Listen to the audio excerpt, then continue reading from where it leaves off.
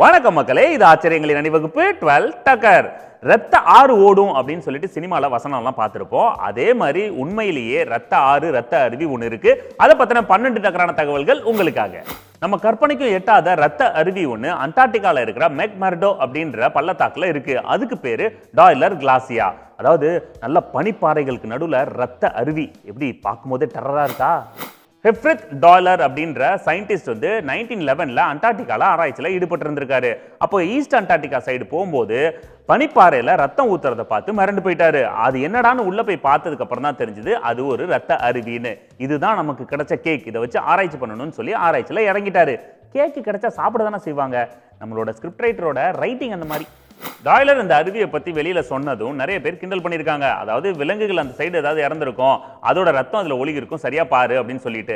அதுக்கப்புறம் அதை ஃபுல்லா ஆராய்ச்சி பண்ணி இதுதான் அப்படின்னு சொல்லி ப்ரூவ் பண்ணதுக்கு அப்புறம் வாவ் அப்படின்னு சொல்லிட்டு இதுக்கு என்ன பேர் அப்படின்னு கேட்டிருக்காங்க. அதுக்கு இவரு தெரியல, அதுக்கு என்ன பேர் வைக்கலாம் அப்படின்னு யோசிச்சுட்டு இருந்தப்ப தான் நீ தானே கண்டுபிடிச்ச உன் பேரே வையின்னு சொல்லிட்டு தான் டாய்லர் கிளாசியா அப்படின்னு அந்த அருவிக்கு பேர் வச்சிருக்காங்க. இந்த அருவியில ரத்த கலர்ல ஏன் தண்ணி வருது அப்படிங்கறத ஆராய்ச்சியில கண்டுபிடிக்கிறதுக்காக பல டீம்கள் அங்க ஆராய்ச்சி பண்ணிட்டு இருந்தாங்க. கிட்டத்தட்ட இன்னைக்கு நேத்து இல்லங்க 100 வருஷமா இந்த ஆராய்ச்சியை பண்ணியிருக்காங்க. பழங்காலத்துல வாழ்ந்த பூர்வகுடி மக்களை நிறைய பேர் இங்க கொன்னுட்டாங்க. அப்படிங்கறதுனால தான் இந்த அருவியில ரத்தம் தண்ணீர் வந்துகிட்டு இருக்கு அப்படின்னு சொல்லி ஒரு பொருளையே கிளப்பி விட்டுருக்காங்க.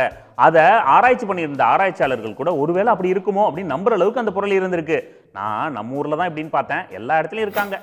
ஒரு காலகட்டத்தில் பார்த்தீங்கன்னா ஆராய்ச்சியாளர்கள் ஏன் இப்படி தண்ணி ரத்த கலர்ல வருது அப்படின்றத கண்டுபிடிச்சிட்டோம் அப்படின்னு ஒரு அறிக்கையை விட்டாங்க. அதாவது தண்ணி கடியில பாசிகள் நிறைய இருக்கு, அந்த ரியாக்ஷன்ஸ்ல தான் தண்ணி ரெட் கலர்ல வருது அப்படின்னு சொல்லி சொன்னாங்க. அதை அப்போ நம்பவும் செஞ்சாங்க. ஆனா இப்ப லேட்டஸ்ட் எக்யூப்மெண்ட்லாம் வச்சு ஆராய்ச்சி பண்ணதுக்கு அப்புறம் அந்த விஷயம் பொய், எல்லாம் ஓரமா போங்கயா அப்படின்னு சொல்லி விரட்டி விட்டாங்க. இப்ப ரீசெண்டா நடந்த ஆராய்ச்சியோட முடிவா இந்த பனிப்பாறைக்கு அடியில 2 மில்லியன் வருஷங்களுக்கு முன்னாடி ஒரு ஓடை உருவானதாகவும் அந்த ஓடை இப்பயும் ஓடிட்டு இருக்கு. அதுல உருவான நுண்ணுயிர்களோட அயன் அண்ட் சல்பர் ரியாக்ஷன் சேர்ந்ததுனால தான் இந்த ரெட் கலர் வாட்டர் வருது அப்படின்னு சொல்லி ஆராய்ச்சியில கண்டுபிடிச்சிருக்காங்க. இதுக்கப்புறம் தான் ஆராய்ச்சியாளர்களுக்கு இன்னொரு தலைவலி வந்தது. அதாவது ஆக்சிஜனே இல்லாத இடத்துல நுண்ணுயிர்கள் எப்படி வாழும் அப்படின்னு கொஸ்டின் வந்தது. அதுக்கு ஏத்த மாதிரி அந்த அடியில பாத்தீங்கன்னா சல்பேட்டை சாப்பிட்டுட்டு அந்த நுண்ணுயிர்கள் உயிர் வாழ்ந்திருக்கு அப்படின்னு சொல்லி ஆராய்ச்சியில கண்டுபிடிச்சிருக்காங்க. வலியது உயிர் பிழைக்கும்.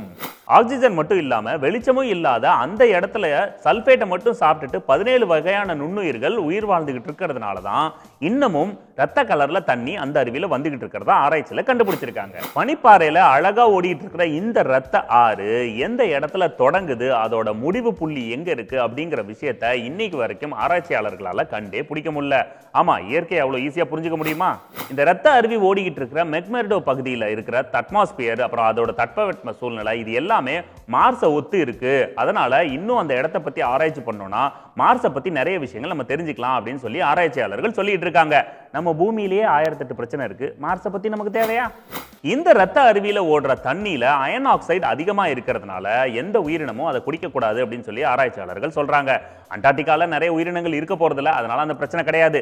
இல்லைனா மட்டும் சிட்டிக்குள்ள மட்டும் நல்ல சுத்தமான தண்ணி கிடைச்சிருது. ஓகே மக்களே, மீண்டும் சந்திப்போம். இது ஆச்சரியங்களின் அணிவகுப்பு 12 டக்கர் வித் மீ, உங்கள் துரைராஜ் ஜெயசீலன்.